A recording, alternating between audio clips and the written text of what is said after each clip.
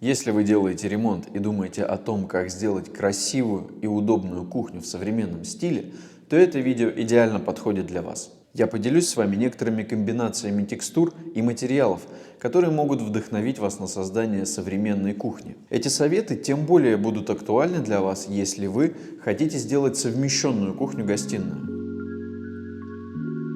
Если сейчас вы занимаетесь дизайном своей кухни, то, наверное, уже столкнулись с такой проблемой. Приходишь в какой-нибудь кухонный салон, там стоят красивые кухни и огромный выбор различных вариантов отделки, всевозможные образцы пленок, пластиков, шпанированных фасадов и эмалей. Помимо всего этого, огромный выбор образцов столешниц из разных материалов. И все это так красиво и непонятно, что из этого многообразия выбрать, как, что и с чем сочетать, чтобы получить современный, чистый, минималистичный дизайн кухни с одной стороны, и чтобы кухня не получилась больничной, холодной и неуютной с другой. Лэш. Реализуемые дизайн-проекты. Всем привет! Вы находитесь на канале Лэш «Дизайн интерьера». Меня зовут Алексей, я руководитель и ведущий дизайнер. Сегодня я расскажу вам несколько простых советов о том, как создать современный дизайн кухни.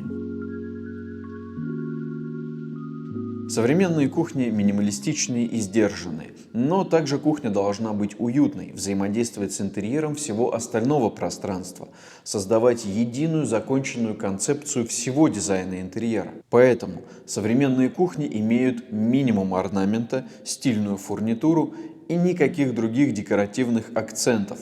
Что же касается цветов, то современные кухни имеют однотонную цветовую схему. Я бы рекомендовал остановить свой выбор на простых, понятных цветах, таких как белый и серый.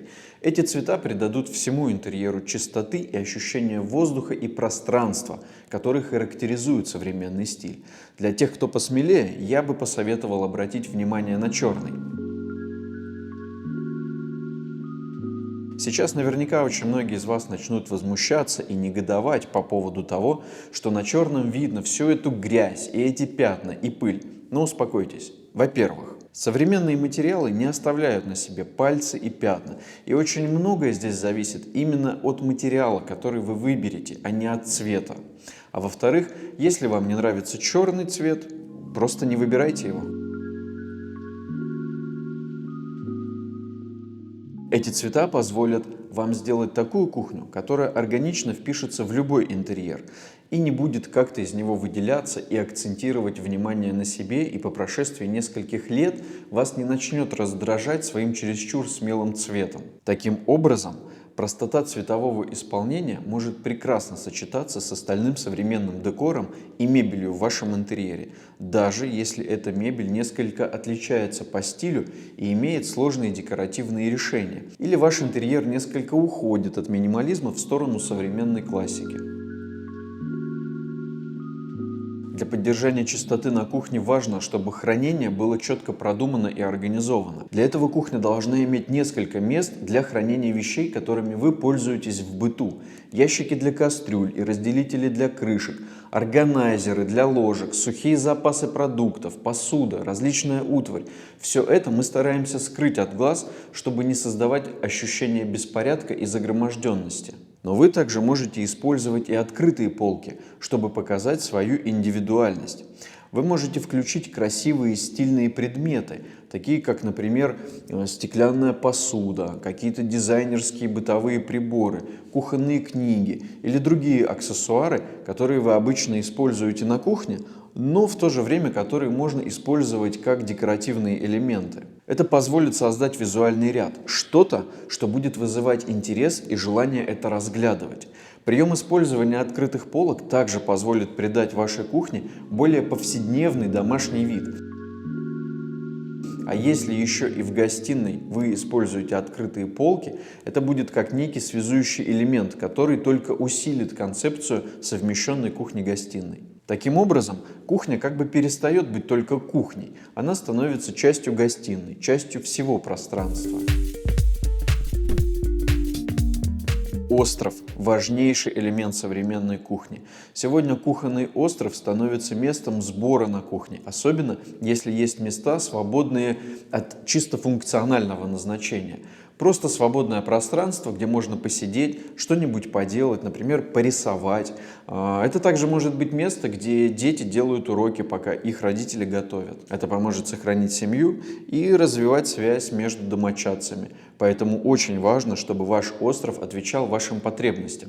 Подумайте, для чего он вам нужен, для каких целей. Возможно, вам нужно дополнительное место для хранения вещей, или место, где можно позавтракать, или место, где можно пообщаться со своей подругой, пока вы готовите ужин. Остров – это отличное дополнение к кухне, к ее функциональности и визуальной гармонии со всем вашим интерьером. Для того, чтобы остров стал по-настоящему функциональным центром вашей квартиры, его необходимо дополнить таким элементом, как освещение. Правильно подобранный светильник не только должен быть красивым, но еще и иметь ряд свойств. Для того, чтобы вам было максимально комфортно пользоваться островом, независимо от того, чем вы занимаетесь. Поэтому так важно проработать освещение над островом. И в связи с этим я бы хотел порекомендовать вам отличный канал. Я взял небольшую вставку, которая отлично подходит к нашей теме. Меня зовут Ренжин Сергей, это канал о светодизайне. Дело в том, что светильник, который находится над мастер-столом, он постоянно находится в зоне нашего внимания, в зоне внимания наших гостей. Как только мы попадаем в пространство кухни, первое, на что мы натыкаемся взглядом, это тот самый светильник. Даже в дневное время суток, чего уж говорить о вечере. Он сам по себе является достаточно весомой частью дизайна интерьера, и важно, чтобы он выглядел прекрасно, уместно и релевантно этому интерьеру. И не менее важно, чтобы этот самый красивый внешний светильник еще и выполнял свою непосредственную функцию. Необходимо, чтобы он создавал равномерное, комфортное, горизонтальное освещение и вертикальная освещенность тоже. То есть качество его света должно быть тоже высокого уровня, не только внешний вид. Если этот красивый внешний светильник будет хорошо подсвечивать только горизонтальную свою часть и при этом плохо работать с вертикальной освещенностью, то любая вечеринка превратится в такой клан мафиози, где все сидят, лица у всех в тени, все видят только руки на столе и еду. Зачем это нужно? Мы же приходим получать радость и удовольствие от общения с нашими друзьями. Давайте смотреть в эти хорошо освещенные лица. Поэтому важно, чтобы вертикальная освещенность у светильника тоже была достаточно высокого уровня. А это значит, у него должна быть хорошая оптика, хорошее светораспределение и правильно сформированный световой поток. Ссылку на полное видео я оставлю в описании. Если ваша кухня разделяет пространство с гостиной или столовой, не забудьте выбрать элементы, которые сообщаются друг с другом через все пространство комнаты. Цвет вашего стула может сочетаться с цветом диванных подушек или какой-нибудь картины на стене в гостиной. Это создаст визуальный поток и обеспечит сплоченную атмосферу. О том, как правильно совмещать кухню с гостиной, мы говорили недавно в одном из наших видео, и вы сможете вернуться к нему позже. Важные элементы, определяющие стиль вашей кухни, это такие уникальные аксессуары, такие как ручки, смесители, раковины или светильники. Они придают пространству характер и идеально дополняют современную цветовую палитру. Давайте попробуем несколько комбинаций.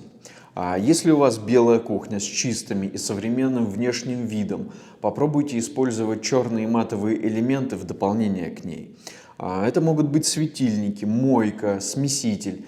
Использование черного матового металла в аксессуарах позволит создать более высокий контраст и подчеркнуть белый цвет, его чистоту и свежесть. Если у вас деревянная отделка с плиткой под бетон или камень и с комбинациями с черной матовой текстурой фасадов, вы можете добавить золотистые матовые детали, например, в светильниках или в ручках. Это будет отличное дополнение и позволит вашей кухне выглядеть более роскошно, при этом все еще оставаясь современной и минималистичной. Приступая к созданию современной кухни, подумайте об использовании фактурных материалов в сочетании с гладкой полированной отделкой. Текстурными могут быть, например, дверцы шкафов, например, под дерево. Они прекрасно будут сочетаться с полированной столешницей и фартуком. Или одна часть фасадов у вас может быть гладкой, а другая фактурной. За счет текстурной отделки сенсорное восприятие улучшается как визуально, так и тактильно. кухня становится более уютной и теплой для нашего восприятия. Матовые поверхности сегодня наиболее популярный вариант для использования во всех областях современного дома. В кухнях такой вариант отделки используется в плитке, в сантехнике, аксессуарах, столешницах и фартуках. Матовая поверхность как бы мягкая на ощупь и создает ощущение нежности и имеет естественный внешний вид. И поскольку на глянцевой поверхности быстрее появляются пятна или царапины, то матовая отделка становится все более и более популярной. Для больших кухонь идеально подходят матовые покрытия, потому что они лучше взаимодействуют друг с другом и с элементами декора и мебелью современного дома. Помните, что в концепции открытого пространства разные функциональные зоны должны как бы разговаривать друг с другом, чтобы создать единое пространство. Такая же матовая отделка в сочетании с деревянными фактурами, эта комбинация очень часто используется в современных домах, потому что дает ощущение тепла, которое нужно в любом доме. Также матовая отделка создает потрясающий гладкий вид, который делает вашу кухню более стильной и изысканной. Если у вас остались какие-либо вопросы, обязательно напишите в комментариях. Я постараюсь на них ответить. А самые интересные, возможно, станут темой для новых видео. Всем пока и увидимся через неделю.